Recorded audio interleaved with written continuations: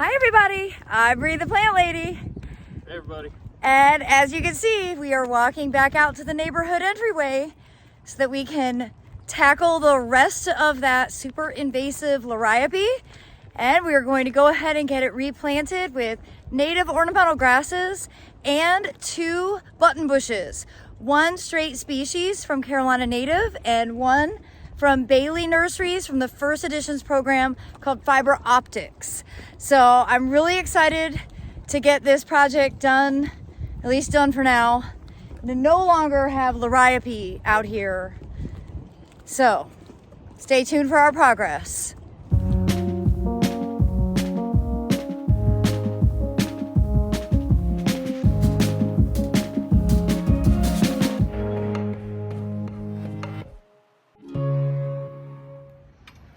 All right, Team Anti-Liriope, what did we learn today? That liriope is illegal. Yep, get rid of it. It should be. So we got it all dug out, and now Aiden's digging the holes for the button bush, the Cephalanthus occidentalis. So the one right there is from Carolina Native Nursery, and then the one in the purple is the purple button bush.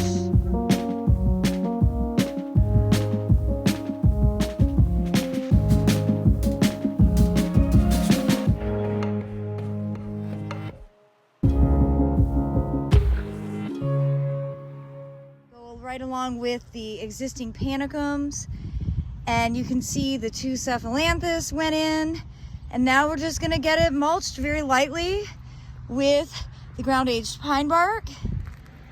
And I'm really happy to see there's a lot of seedlings in here, but this was really infested with Velcro weed and chickweed, so it's good that we got this accomplished. Got it weeded and cleaned up, and I think it's gonna look a lot better this spring.